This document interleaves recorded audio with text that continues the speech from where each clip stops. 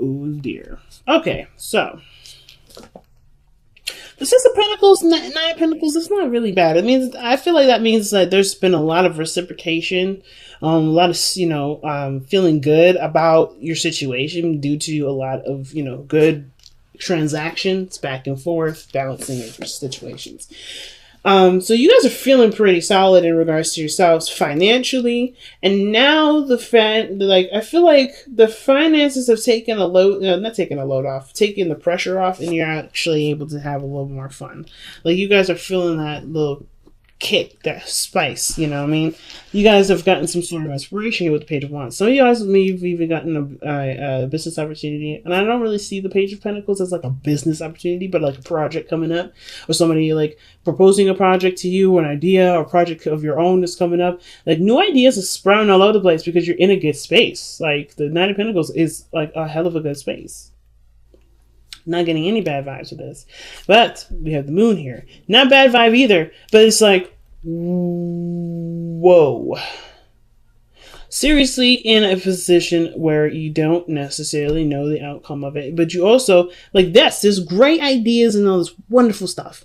But in order to be able to do all this, the moon is, it's the heart of the reading. It means that you have a lot of insecurities, or you may have a lot of fears, a lot of doubts, a lot of uncertainty surrounding the situation, right? That's anybody way. That's a human thing, right? I don't know if this is going to work out. You don't know if it's going to work out, but it's not necessarily about whether or not you know something's going to work out or not.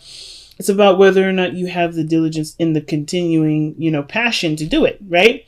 It's never, with the moon, it's never about when is it going to happen for me? When am I going to make the big, right? It's really about, do I have what it takes to make it there? Because right now, it don't matter what the future looks like. When the moon comes up, I don't give a damn about what the future looks like. Because the moon is saying, well, it really depends on how you handle this. How you handle the shadow phase. The phase where you have to take a look at your shadow self. That's what I feel like anyway. So, that being said, I like how... Ooh.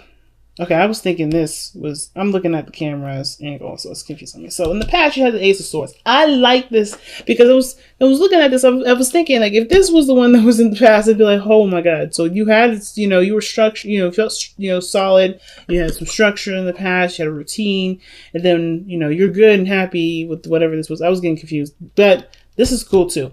But and it explains what this moon is talking about as well. When I said this is going through a shadow period. You got inspiration, but it's not making you look. Well, it could be making you look and see what, what fears you have, so you can be hella confident. No, nothing holding you back. But I feel like in the past, the Ace of Swords, that means there was a lot of, there was a lot of, I always say that when I start conversations or say something when I'm about to. But anyway, I just stop talking so much.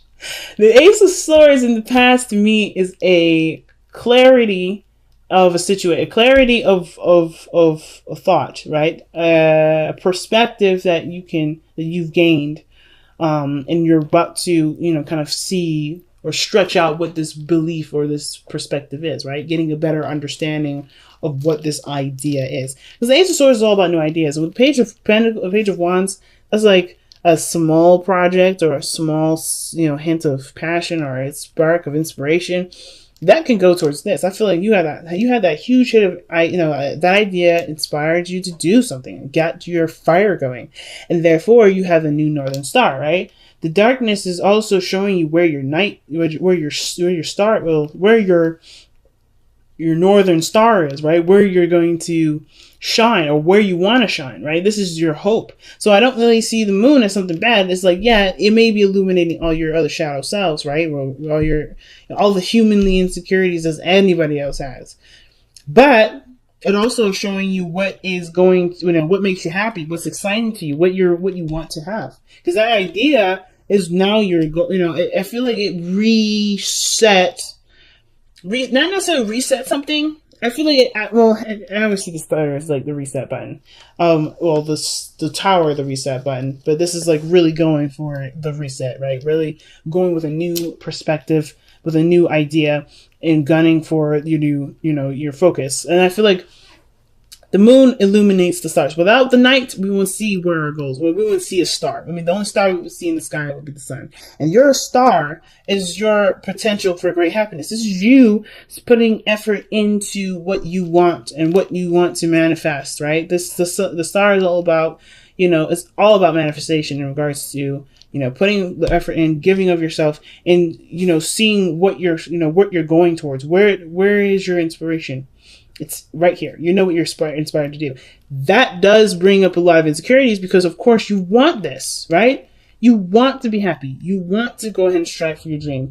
But of course, right, like I said, it's human. It's natural. We get caught up in the idea, or not caught up. I don't think you're caught up in anywhere. But I feel like we're tied between feeling inspired, ready to go after, but then not having that certainty, right? To say, okay, is my dream a guarantee? Because that's the problem. That's the problem that that the moon can have sometimes. We can be so caught up in certainty or having certainty that we lose focus. We lose track of that beautiful star that's standing there.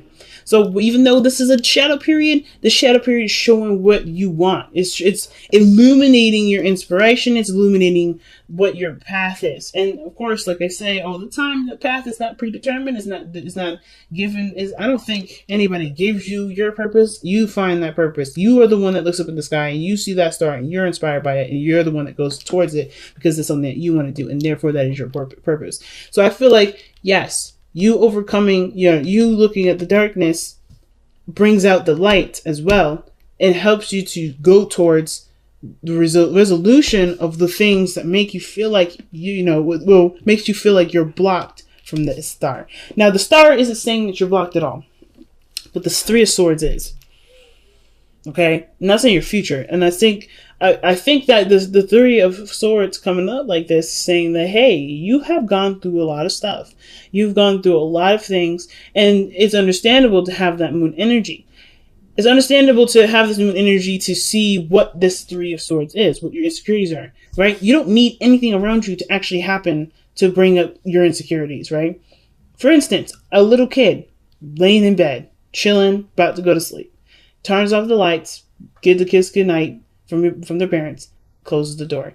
The thing that freaks the hell out of this kid the most is that there's an illusion, or there's thoughts that there's monsters on the bed. Where are they getting these thoughts from? Well, because of past experience where they may have been scared, they may have saw a monster, or maybe they saw a movie like Monsters Inc. or something like that, and they're thinking, oh my God, there could be a monster under the bed, right? There's situations where the past, and I'm not saying that, I'm going to be very clear, I'm not trying to downplay anybody's pain, I'm not trying to downplay anybody's hurt. I'm literally just using this as an example to kind of explain that this Three of Swords and the moon go hand in hand with the star. Okay? Hand in hand star, and I'll explain in a moment, because I'm not, but first, that explanation is not to say that your emotions and how you feel is illegitimate and it's childish. Not at all. But what I am saying, though, is that kid has gone through some sort of trauma that made them fear the dark like this, right? But they also love the fireflies, right? They love fireflies. They always wanted to catch a firefly, but they're afraid of the dark, right? They're afraid of the dark. There's fireflies flying around this kid's window, right? It's like beautiful, all of them. And he wants to go up and see them. He wants to lift up his little window, and he wants to, maybe catch one of his little jars that he has sitting right there on his windowsill. But he's afraid that a monster will grab his ankles, yank him from underneath the bed, and he'll disappear, right? That's the situation that this is kind of similar to. Like, the moon illuminates what you want. But the fear of getting, of the fear of disappointment, of sadness, of failure, whatever, is it's not necessarily keeping you from doing anything, but it's showing you where you're insecure. It's really just showing you where your insecurities are. Because I don't see any resistance here. I'm not seeing any, I don't think I should do this. Right? I mean, other than the Four of Cups here. Right? That's definitely like, I don't know about that. I don't think this is like, I've been through this, I've been through that, I don't know how this, but it actually does look like that, actually. But I feel like it's not like a straight up deterrent, like you're not taking any movements, you're not taking any steps, because you're putting work into something. You're doing the work. It's just like, there's also this feeling of not sure, uncertainty, not, and in a way, which is weird, apathy. Because that's like, you're not sure. You're not really sure because you've already been through some stuff. You already, had the 3 cups. You're already satisfied with that. You want these 3 cups to be full again. You want to experience that again, but you can't. And your focus is on what you may have already done rather than, just go ahead and trusting that the new hope and the new inspiration will fulfill you just enough. Okay. So it's a hard one, family. It's definitely a hard one. So yeah, anyway, so with the 3 of Swords, I'm getting lost in my own sauce here. But the 3 of Swords is like, yes, you'll become more aware of what it is that makes you feel like you can't have, or maybe not necessarily you can't have the star. Because the star can also mean like hope and inspiration and all that. It can also show you that you may have a hope and a dream that you believe is too far out of reach. And if you feel like it's too far out of reach, why? It's because, it's because of whatever this is. But I feel like you face this issue. You face whatever these things are, the darkness that you have here. Whatever that is, because truly this does make you happy. It's inspiring. It's new. It's fresh. And I think you've been in a situation where you've been bored forever. And now you have something that kicks it off. The Knight of Pentacles, yeah, you've been solid. You've been good. You've been stable. But you've been hella bored, too. You've been hella bored. You haven't been really interested in things. You're just kind of been single, being by yourself, and just kind of doing your thing. Nothing really has jumped out at you until this very moment. And whatever this was, it's inspiring you to take action. It's just that, okay, it's just, this thing here that's like it's just straight up the only thing that's like making you feel like, I don't know if I should do this. So why is your advice the King of Wands, right? I might pull a clear for that. I don't know. But the King of Wands being advice anyway talks about running with your passion, focusing on what makes you feel good, right? Letting this passion fuel the work needing to be done to make your dream a success, to go ahead and manifest this. The King of Wands, I believe he is the manifestor of the Zodiac. He's manifestor of tarot, that or the King of Cups. I believe it's really the King of Wands because he makes all his dreams happen. Nothing keeps him down. Nothing makes him afraid. Nothing makes him scared. And I'm not saying you're scared of cat. No, this is not about that. This is literally saying tap into your own King of Wands, right? Get up in there. There's what you've got in your kits. You know that you got the fire behind you to make the dreams happen. You have an amazing, second house, which is Virgo. Excuse me. You have an amazing 3rd house, which is Virgo. Communication, organizing. You got Virgo in your 3rd house. I would use that to help you, go towards your goals. But seriously, though, not about placements in astrology necessarily. It's about tapping into your inner fire. Letting that passion consume you. In a sense, not in a sense like where you're saturated with it and you can't really do anything because you're just like, oh, I want this, oh, I want this. No, not necessarily. It's about knowing that your passion is good enough to take on the challenges that lie ahead. Being extremely confident in yourself because you have gotten to a place where you are comfortable. You've gotten to a good place. And I feel like with the King of Wands, he's all about the journey. He's all about, the journey and the focus and passion, right? He doesn't care about the outside factors. He doesn't care about what other people think. He doesn't give a hell. Like this is his kingdom. This is your life. This is your world. Not a goddamn person can tell you what you should and shouldn't do because you are living your life the way you want to live it. They ain't living your life. They ain't doing anything for you. So I feel like with the King of Wands, it's like the advice is really just like embodying the King of Wands, right? Just kind of like, I guess like this inspiration is all you need. Of course, this is going to crop up, right? The insecurities and the fear and the pain and the stuff from the past. But you'll deal with it because you have something that's inspiring you to deal with it. I wouldn't say don't let. I guess the thing is that the King of Wands would never let his insecurities keep him from what he wants to do. He would always see this as a reason to excel past and to be successful. So I guess the way to see it, to move forward, the King of Wands is like, don't let your fears be the apprehension. Let your fears be the not the influence, but the fuel that will continue, that'll make your dreams come true. Because your external energy is showing the Four of Cups. That is empathy. That is like boredom. That is like, ugh. You have the cup right there. You know it's right there. And you feel it in your soul. The Page of Wands, that fiery passion, that excitement. It's just about, you know, I really feel like it's just legitimately about just taking the step without having to know every detail. It's about trusting yourself, mostly. Because the King of Wands will always trust himself. He always trusts himself. And I feel like you do have that sense of trust in yourself. You know, I feel like that's there. And all you need to do is just, you know, take action. King of Wands, let's go. You know what I mean? So, your hopes and fears is the Ten of Cups. That's talking about happiness, being surrounded by people that could be happy for you, happy with you, having a good time.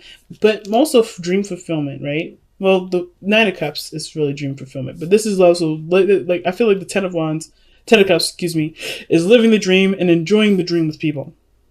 You know, being happy, feeling good with others, you know, wrapping up an emotional cycle. And I feel like you want your family to be supportive for you too, because the Ten of Wands, the Ten of Cups, I keep saying Ten of Wands. Ten of Cups is such a big card for Cancers, because, you know, it said you guys are very family oriented. So I feel like the biggest thing is that you want to be supported by your family, you want to support your family. You know, you want a good outcome regarding, you know, feeling, you know, loved and safe and everything. I feel that's the biggest hope. But then you have the outcome being the Hierophant. There's nothing wrong with the Hierophant. It's about committing to the dream, I feel like, despite what you may have to face later on, right? Our own personal, you know, hiccups and stuff like that. But I feel like the past, or the past, well, I guess it is the past, huh? Tradition, people that, you know, family, right? That may, you know, you may have to change a certain, you know, path with you or commitment with you in order to get this. Not necessarily you have to cut people out and divorce people or, you know, whatever, but you have to commit to it, and that may have to do with changing your lifestyle to get to the right routine that will help you through it. But commitment is the biggest thing. Commitment is the biggest thing here. I feel like you do commit to it. That's why the outcome is showing up like this. The outcome shows there's commitment in there. Committing to the dream. Committing to the inspiration. Some of you guys may have met somebody with King of Wands, and I feel like it's like, go for it. See how it goes. Because you don't really have an idea of what you want anyway, right? Maybe that's what's up. Maybe this is a situation where you're not sure what you want. But, you know, this is an opportunity to reflect not only on your insecurities or the things that, you know, scare you or whatever, but also to see the star, like I was talking about. You know, let the darkness shine that beautiful, bright star to, you know, and help you, you know, not help you, but inspire you to do something that you actually want to do instead of just being bored and kind of doing the things that make sense, you know, that's practical and, you know, original, right? But something that reflects you 100% and that has nothing to do with anybody else. Commitment is definitely in the outcome, and it starts by, because I think this is your idea. I don't even think this is anybody else, right? I truly feel like this is just you coming up straight out the gate. You know, with your inspiration, you know, you feeling inspired and all that. I feel good for you, Cancer. I really do. Okay, let's see what you have here. Got 2 cards from the Messenger Oracle. Respect your boundaries and share your thoughts. Yes, man. Communicate with what you're thinking. That's what I'm saying. Like, you have an idea. You have an idea here. You know? I don't think you should be afraid to express those ideas. You know, the King of Wands is expressive as hell, you know? He don't care about what other people think. But he definitely will express who he is and what he believes in, you know, what he believes represents him the best way possible. Fork in the road is your card here. Making the decision to go by, you know, it's making the decision to go down a certain road. There's no wrong road. But I feel like, too, right? Respecting your boundaries, right?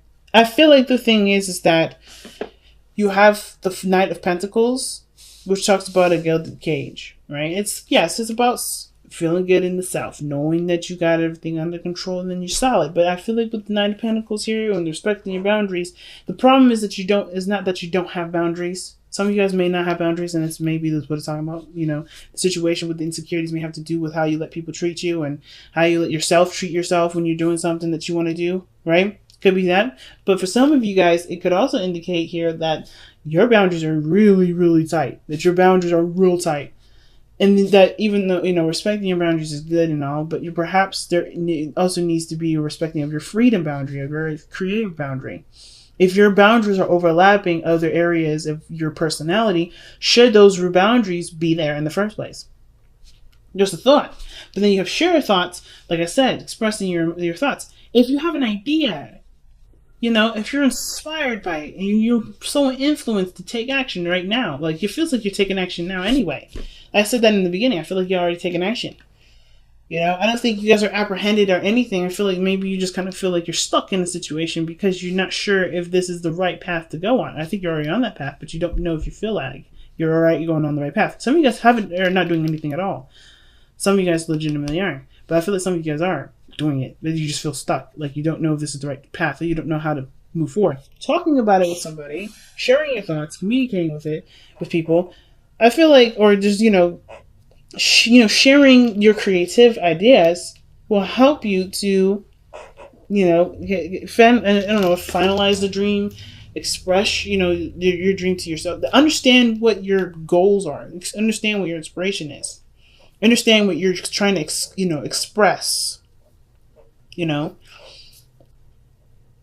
And if this is, like I said, the dream is starting off right now. This is a brand new start. This is a reset.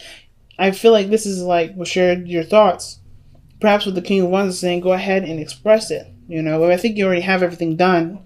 It's just about, do you trust yourself enough to share a part of yourself with the world? You may get criticisms that may hurt you if you let them get to you. You may get criticisms that trigger some old pains. Because I don't think that any real criticism from anybody hurts anybody. I think it's really just a reflection of how you see yourself, which is why everything bounces back to the respect your boundaries. So I'm not saying that you deserve to be talked to any kind of way. This is not what I'm saying. What I am saying is that you may get criticisms or something in regards to, whatever you're trying to express, whatever sharing thoughts that you give. But it triggers something that you already were afraid of doing or looking at anyway, or afraid of currently. You're already aware of whatever this trigger is. It just helps you to heal from it then. Because the Three of Swords is not pain that comes in. It's healing of the pain. Because that pain is already there. It's happened. It's done. It's like, it's just it's uncured here. It's like, so that's why I don't ever see like you are going to be hurt by somebody. I shouldn't have said that in the beginning, and I'm taking it back. It's not about being hurt by anybody. It's about knowing what's already hurting you and being aware of it because something triggers it so you can be able to heal from it. Because the star is not just about manifesting and creating things that are beautiful and new. It's not just about that. It's also healing too.